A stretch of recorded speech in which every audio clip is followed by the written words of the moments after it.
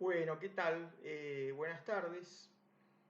Un nuevo encuentro. Seguimos desde el doméstico estudio de grabaciones, promoviendo estos encuentros para facilitarles a ustedes el estudio de derecho político. En este caso, bueno, en los encuentros anteriores, en el último encuentro, habíamos visto cómo la enseñanza del derecho político en las facultades de derecho no es el mismo que se hace, por ejemplo, en ciencia política. No se trata de una materia para cultura general de las futuras y los futuros abogados, no es una materia descriptiva, sino que es una materia que sin perder objetividad tiene un componente normativo y tiene un componente crítico.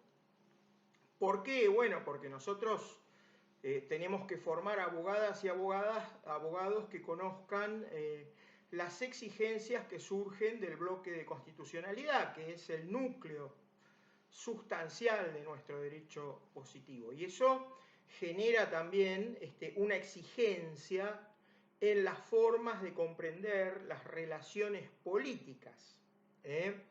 Y genera también, como vamos a ver en un próximo encuentro, la exigencia de comprender la politicidad del derecho, que el derecho tiene un componente político. Esto puede resultar así, en principio,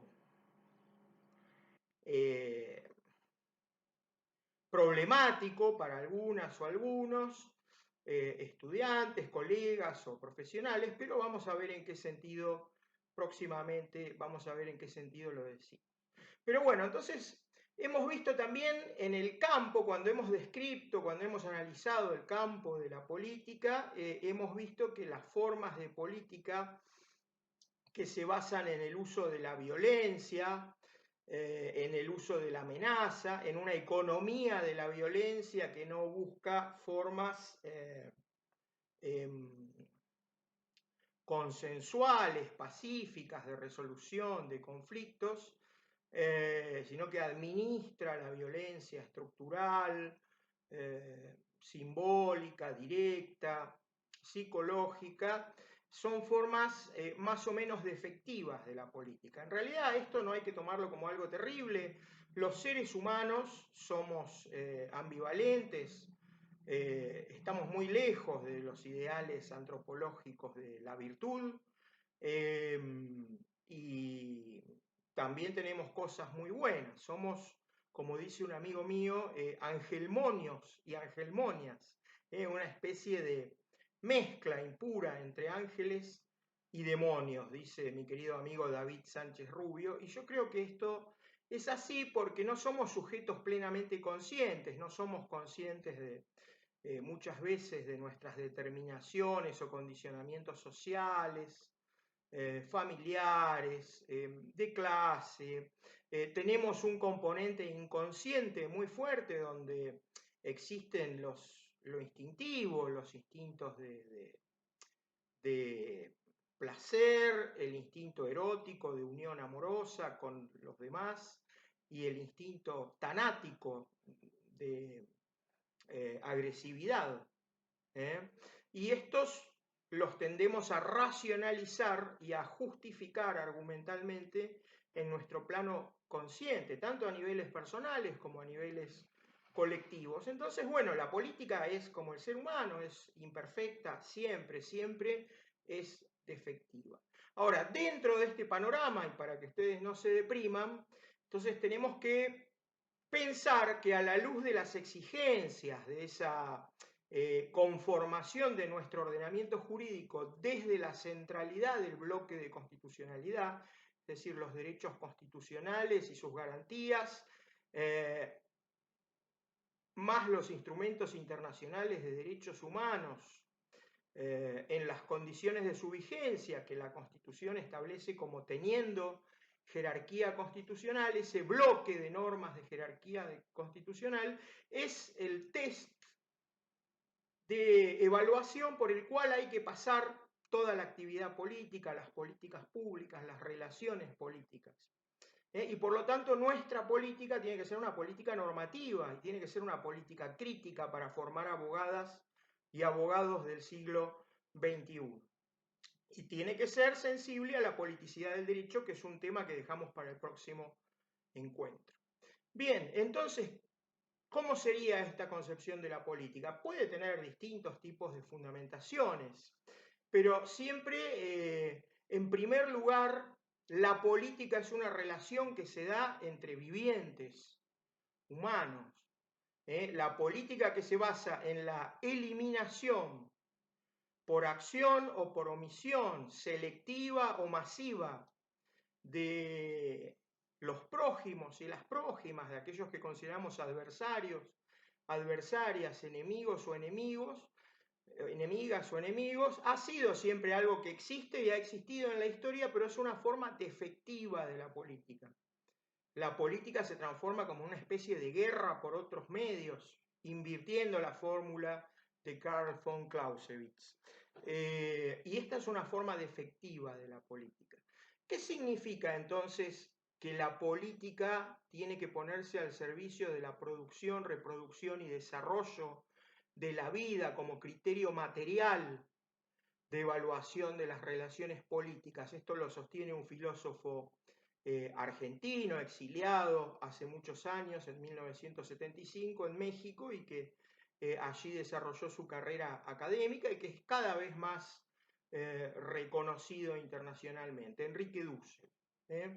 Enrique Dussel dice, bueno, el principio material, el criterio material de evaluación de las relaciones políticas tiene que ver con que si los sistemas políticos tienden a la producción, reproducción y desarrollo de la vida, si promueve las relaciones y relaciones cada vez mejores, cada vez más complejas, pero cada vez más cualificadas entre convivientes.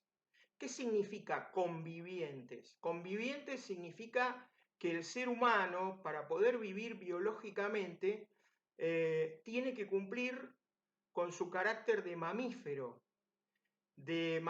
gregario, de mamífero que vive en comunidad, que nace en una comunidad familiar, aunque sea en una familia nuclear contemporánea. Esto siempre ha sido así. El primer acto del ser humano, si tiene suerte, es mamar, es conocer la teta. Nace en un grupo que le da cariño, que le da reconocimiento.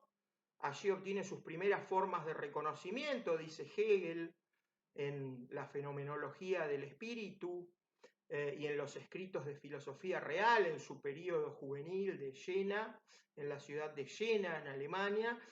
Allí obtiene su primer forma de reconocimiento a través del amor, el amor paternal, maternal, filial, de la amistad en el grupo, y allí obtiene sus primeras cualificaciones culturales a través de la incorporación del lenguaje y a través de la incorporación de la normatividad de convivencia social primaria. El ser humano es un animal político, es un animal social, por eso no se equivocaba Aristóteles de Estágira en este punto. Y esto es así, realmente los seres humanos no son individuos egoístas que nacen solos en la pradera. Los seres humanos son convivientes. Entonces, la política, desde esta perspectiva, tiene que organizar la convivencia. ¿Qué es ser convivientes? ¿Qué es convivir? Es simplemente tolerar al otro, a la otra distinta en nuestras sociedades de gran distancia, de gran anonimato, de gran crecimiento del individualismo y del egoísmo.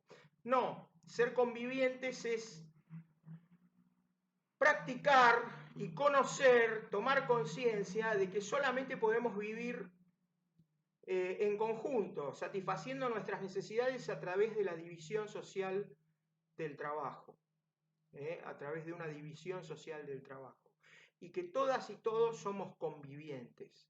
Esto tiene que ver también con la idea de poder que habíamos trabajado en encuentros anteriores. ¿Qué es primariamente el poder. Dice Dussel, poder es poder tener en la mano los medios de reproducción de la vida. Poder, primero que nada, es poder tener una alimentación sana. Poder, en primer lugar, es poder tener el componente líquido de la alimentación, el agua.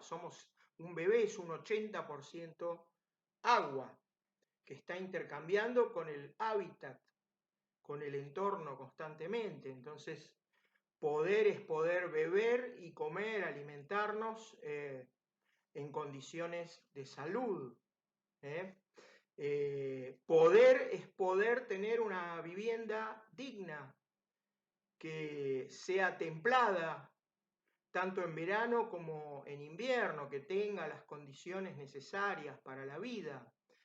Poder es poder tener las condiciones para el desarrollo de nuestra personalidad, tanto de relaciones familiares como de relaciones educativas. Entonces el poder es tener todos esos medios de vida.